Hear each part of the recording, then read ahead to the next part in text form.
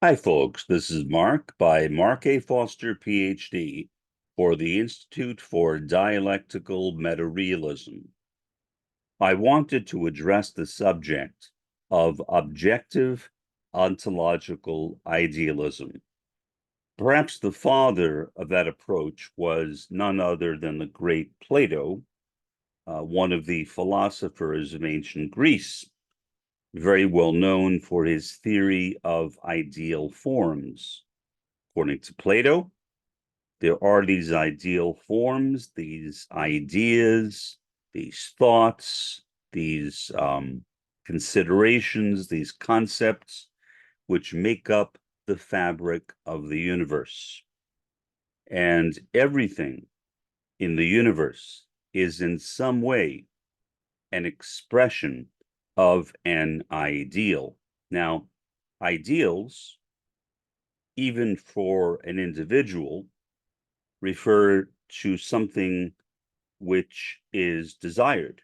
So if I have an ideal, that is something that I am trying to attain. It may be a hobby, it may be an objective, it may be an educational degree, could be anything really, but it is something that is that I view as the pinnacle of achievement, at least at that particular moment.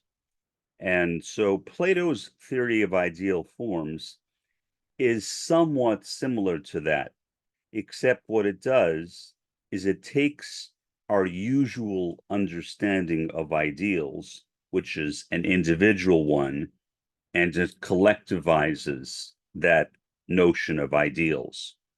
So rather than my own personal ideals, my own personal ideas of what is desirable, of what I should work toward, instead, we have these universals, these supernal concepts of what is ideal. And these ideal forms are the most important thing that we can understand about the world around us, because they literally comprise the nature of reality. Reality is ideals, meaning another way of saying it, reality is ideas, because ideals are ideas, except they are ideas which are focused on attaining a particular object. So Plato's theory of ideal forms is very much of an ideational philosophy. If you take the ideals out of the universe, then you literally collapse the universe itself. The universe to Plato cannot exist without ideal forms. Ideal forms make existence a possibility or reality. So, for Plato, ideals are reality. In other words, reality is not substantial. Reality is not material. Reality exists in something like what might be called the universal mind. And that brings us to a more recent version of idealism, and that is the idealism of New Thought. We talked about New Thought a bit recently in connection with Phineas Quimby and Mary Baker Eddy. All three of those are idealisms, but all of them, especially New Thought, has this notion of the universal mind, so that not only do we have our own individual minds, which we do, but our individual minds are a part of something greater than ourselves. We are all, in a sense, kernels or parts of the universal mind, which is, again, the fabric of the universe. And by connecting ourselves, by relating ourselves to this universal mind, we can affect transformation and change in the world around us. Let me give you an example. I may have given this example before, but it couldn't hurt to repeat it again because it is very informative about what objective idealism is. I attended a meeting of a New Thought church back when I lived in the Kansas City area on the Kansas side, but this meeting was actually in Kansas City, Missouri. And it was a religious science church at that time, although now religious science has gone through some changes and is now called something else, but that's not really relevant to this discussion. We were studying a particular text of New Thought, and in that text, the word universal mind was used over and over and over again. During one of the question and answer periods, I raised my hand politely, I guess politely, and the minister of that church recognized me, and I, I guess I put forward a question designed to trick him. I suppose I was tricking him, but my intention was really not so much to trick him as to get him to question his own belief system. I don't know if I succeeded, maybe. But even if I did not succeed with him, there were about 30 or 40 other people in the room. So those other people in the room heard my question too, and they heard his response. The question on its face was purely absurd. And so the guy's response to my question was also purely absurd. And I literally had to pressure him gently to respond to my question. Why? Well, it was obvious that he was not happy with my question. And I am sure that as I was asking it, he was thinking, why did I recognize this guy to speak? But it was too late. He already had, and my question was in the process of being asked. Here was my question. I said, okay, if I am on the moon and I am not wearing any kind of oxygen tank, but I believe that it is possible for me to breathe without oxygen and to survive on the moon without oxygen, would I be able to do so? After hemming and hawing for several seconds, his response was, well, if you really believed it. Now, I would hope that anybody with any degree of reasonability in their thoughts would reject that response outrightly. But that is exactly what he said. And I think ultimately, anybody who was genuinely devoted to the philosophy of New Thought would have to answer the question in exactly the same way or be dishonest. But he was not dishonest. And so I gave him credit. I didn't say I gave him credit, but in my mind, I gave him credit. He honestly answered my question because that was literally all he could say. Based upon New Thought, if I believed that I could breathe on the moon without an oxygen tank, then I could breathe on the moon without an oxygen tank. Why? Because oxygen is not the substance of the universe. the substance of the universe is thought. And therefore, by thinking in a particular way, namely that I could breathe on the moon without an oxygen tank, that I would be able to create, or maybe recreate, perhaps, the substance of the universe, at least in the place where I was, in such a way that would enable me to breathe on the moon without oxygen. And I'm not talking about a fish.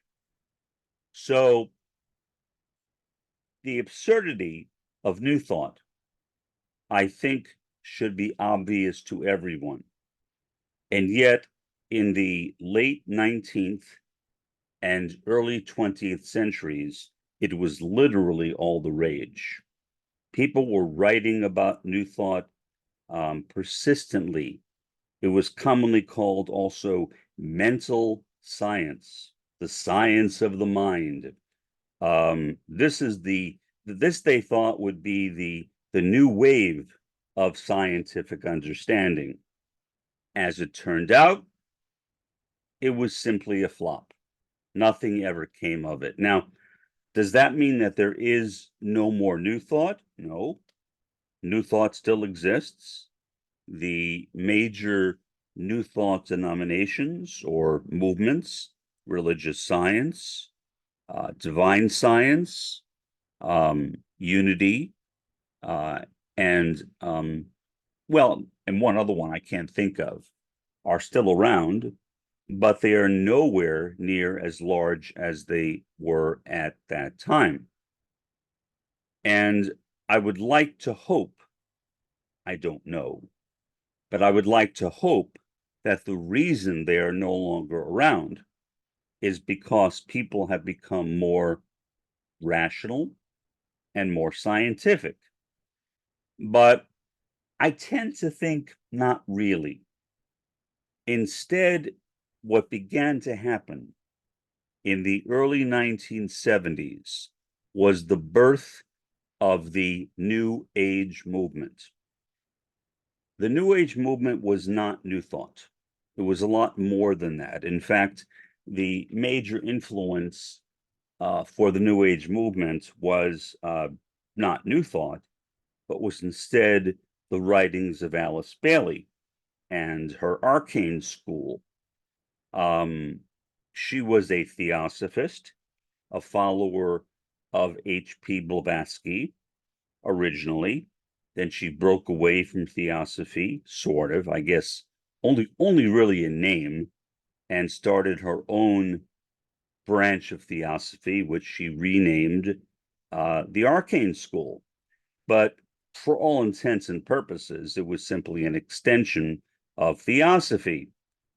When the New Age movement was developing in the West in the early 1970s, one of the major ingredients of it was also New Thought. And I remember that time because I am a sociologist of religion, and I would go trouncing around from New Age meeting to New Age meeting. And much of what I heard at those New Age meetings were simple, basic, New Thought ideas. So it's not that New Thought exactly died. It's that New Thought found a new home, meaning New Thought was fused with additional ideas and became basically the New Age movement. But that does not mean that there is no more New Thought around. Plus, there is another movement which is not exactly the same as New Thought, but which has many similarities to it, called A Course in Miracles. I have known a number of people over the years who subscribed to A Course in Miracles. It is allegedly a channeled document, meaning channeled by this particular woman from who knows where. And she basically said that here is a way to bring about miracles in your life. And essentially, it was kind of a reworking, a reframing of the concepts of mind science or new thought. There were some slight differences, but the differences appeared to me to be more in terminology than in substance. The reality was basically the same. In other words, there really was no significant difference, at least not that I could detect, between New Thought and A Course in Miracles. And A Course in Miracles is very much alive. I don't know which is larger, New Thought or A Course in Miracles. Hard to tell because New Thought is divided among these different churches. A Course in Miracles is basically a single organization with a number of different offshoots. So it's hard really to detect the number of members in one versus the other. But I suspect that there are probably more people involved in A Course in Miracles than there are people involved in New Thought. What's more, if you go to many New Thought churches, especially Unity, which used to be called the Unity School of Christianity, headquartered in Unity Village, Missouri, right outside of Kansas City. I have been there on their campus. It is a very nice, attractive campus. So if you happen ever to be in the Kansas City area, I would recommend that you visit it. Just don't be entranced by them so fully that you become immersed in their ideas and accept them. But in any event, um, the the whole idea um, of of of of unity in Unity Village, Missouri, is basically to expand the scope of New Thought and to make it into more of a Christian doctrine. Some branches of New Thought, like religious science, were explicitly non-Christian. Other branches were, I wouldn't say anti-Christian, but literally non-Christian, like Jewish science. Jewish science was started by a Jewish fellow who was concerned at the time he was living, which was, again, the early 20th century, that a lot of Jews were becoming involved in New Thought. So I guess he thought, well, what better to do than to clothe New Thought in his own version of Judaism? And that's precisely what he did. Does Jewish science still exist? Yes, but it's very, very tiny. Getting back to the subject, if you go to many New Thought churches that are connected with the Unity School of Christianity, or as it is called today, Unity, you will see courses offered in A Course in Miracles. So even many people who are into New Thought recognize the similarity, or at least the complementarity, of New Thought and A Course in Miracles. Let's take that discussion, or this discussion on New Thought, and begin a critique of it. If you know anything about Marxism, you know that we Marxists are generally very critical of ontological idealism, or maybe more accurately, Karl Marx and Friedrich Engels were critical of ontological idealism.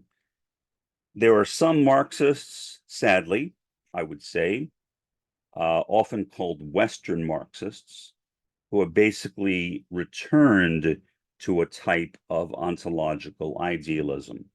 But that is really out of keeping with what Karl Marx and Friedrich Engels talked about. So, main book that relates to this subject, Socialism, Utopian and Scientific, written by Friedrich Engels.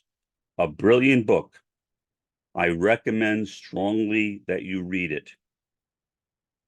It is a classic in Marxism in terms of debunking ontological idealism.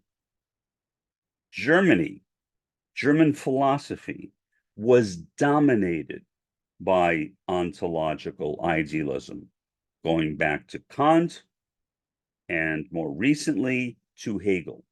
So ontological idealism has been a feature of German philosophy for a long time. Marx and Engels, in breaking with ontological idealism, really placed themselves into a position of being very unique, because there were not that many people in Germany who were willing to make that kind of split with ontological idealism. And in Socialism, Utopian and Scientific, Engels writes very extensively about idealism in an extremely critical way. So, for example, his basic idea is that men make the world, not ideas. We are not made by ideas. Ideas do not create us. We are the ones who are agents in our creation. Human beings, through our agency, are the ones who are involved in the process of creation and recreation. And we do that deliberately by engaging in an attempt to transform society from capitalism to communism. Capitalism and communism are not idealistic systems. They don't exist in our minds. They are both objective economic systems. So, by rejecting idealism in favor of a specific type of materialism, a type of materialism which was rooted very much in economics, they established the idea that no, the basis of society, and indeed the basis of the universe, is not ideas. The basis of the universe is matter and the dialectic. Thus, Marx and Engels were ontological realists, because matter is a real thing. It is not something which exists in our mind. It is an objective substance which can be observed and utilized. In spite of some claims by various psychics, such as the late Uri Geller, that he could take a spoon in his hand and bend it with his mind, that's not really possible. In fact, more than that. But Uri Geller was, I believe it was after he died, but I could be mistaken on that, was debunked and was discovered to have been a total fraud.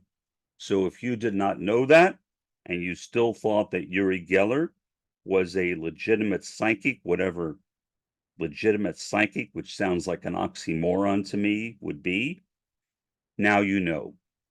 Uri Geller was found to be a complete faker. Nothing in what he did was legitimate or real. You cannot hold a spoon and bend it with your mind. So in effect, what Uri Geller was trying to do was to replace the laws of the universe with the laws of the mind.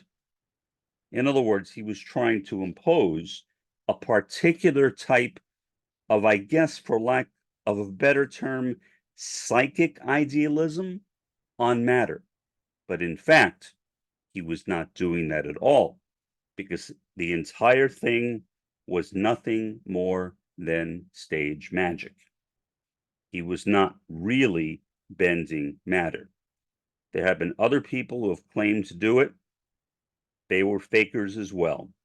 There is no legitimacy to the concept of bending matter, or as it is sometimes called, telekinesis or psychokinesis. It can't be done, at least not as far as I know. And I would dare somebody to come to me and prove to me that I'm being untruthful. If you can come to me and under controlled conditions, controlled scientific conditions, meaning in the presence of scientific researchers, where there is a double-blind experiment with a carefully controlled group and an experimental group, and show that you have the ability to bend spoons or bend whatever with your mind, I'm not sure if I would believe it, but at least I would be open to believing it. I guess that shows you my state of mind on that. I am very resistant to the idea of ontological idealism. I suppose I would have to accept it ultimately. I mean, if it were shown to be scientifically based, how could I not accept it? But I don't believe that it could be done, because it hasn't been done yet.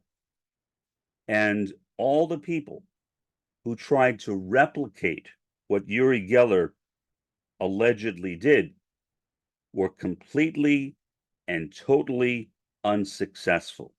Nobody, to my knowledge, has ever been able to bend spoons with their minds. So the idea of realism permeates the writings of Marx and Engels, and the specific type of realism that they adopted was materialism. Matter is a type of reality. It's an objective thing. Matter is not the only type of reality necessarily. Roy Bhaskar, whom we've discussed before, also introduced the notion of spiritual reality, or as he called it, meta-reality. And I accept that as being reality as well. But that is different than saying that the world is structured by our minds. There was a classic debate that was held between Ken Wilber and Roy Bhaskar. For those of you who don't know who Ken Wilber is, I was going to say I can't really recommend that you read his stuff, but why not? Couldn't hurt. Just don't take his writings too seriously. Like Roy Bhaskar, Ken Wilber was not the world's greatest writer. But in Roy Bhaskar's case, the reason why he was not a great writer was because he kind of lived in his head, and he had a really, really bad editor. In the case of Ken Wilber, it was simply that he was, in my opinion, not terribly bright, and he simply did not know how to write in a very technical or scientific way. His idea is that the universe consists of what he refers to as holons. That is not a term that he coined, but he adopted it. According to Ken Wilber, there are holons within holons within holons. And that is the framework of the universe. Holons obviously related to the word whole. But these holons are mental. They are idealistic. When the two of those individuals debated, and I've read the debate, you can look up Ken Wilber Roy Bhaskar debate on Google, and I think you'll find it that way. It's free. You can't. There's no charge for reading it. It's a Creative Commons publication. For some reason, and I'm not exactly sure why this is. Maybe Ken Wilber couldn't comprehend what Roy Bhaskar was saying, or maybe he was so bought into his ideas that he simply was unwilling to consider what Roy was saying. But he kept on saying over and over again that there is no difference between consciousness, idealism, in other words, there is no difference between consciousness and reality. The two are exactly the same.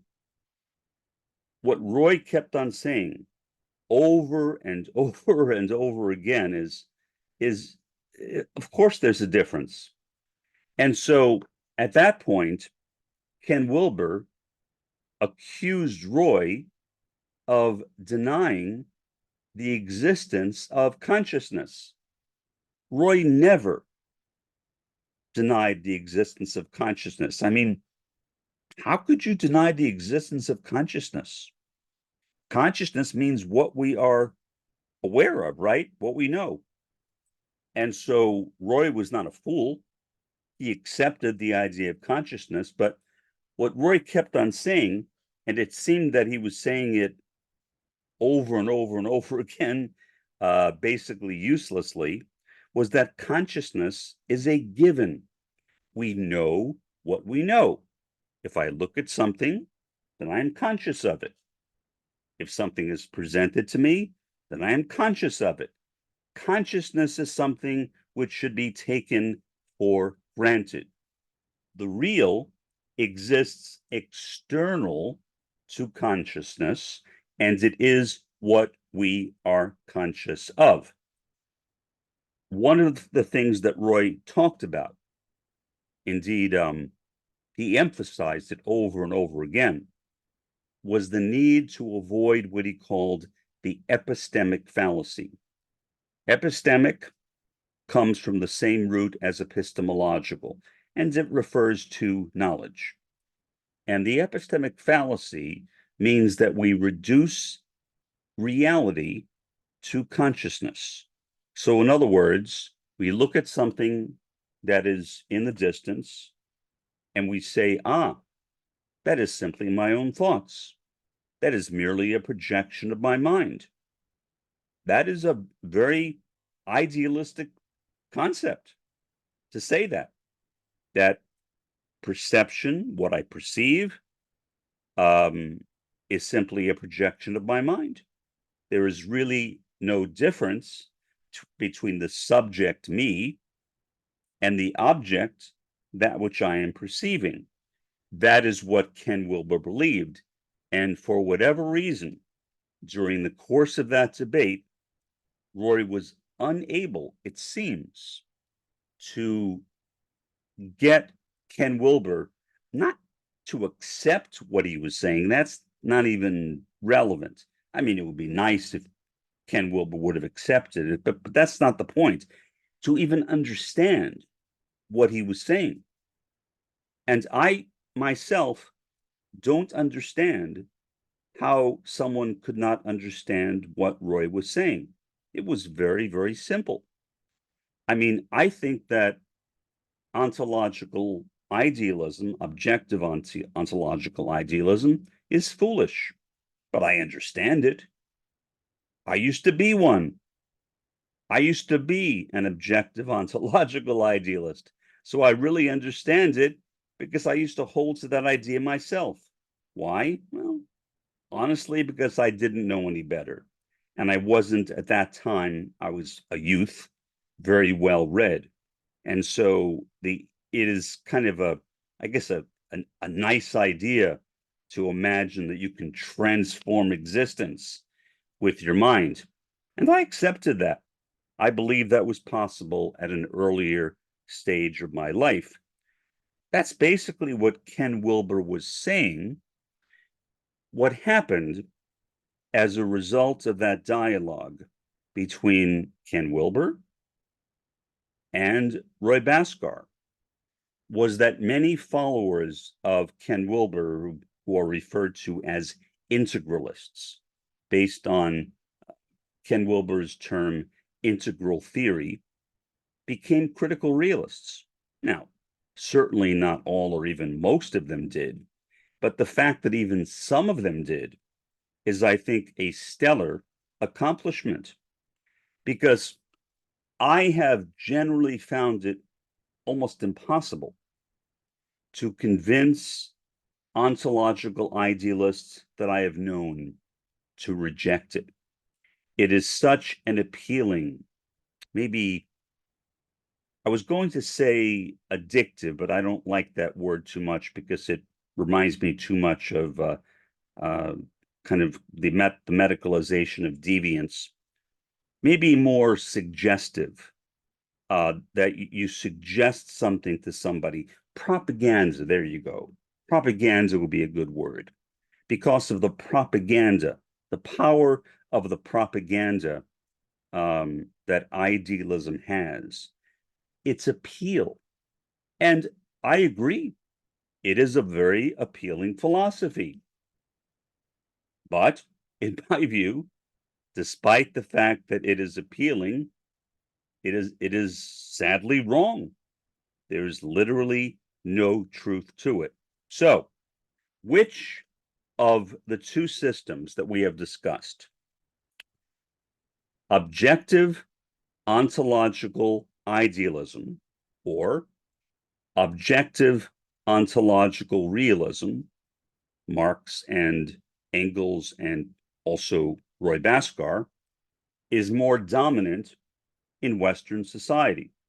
Sadly, the answer is objective ontological idealism.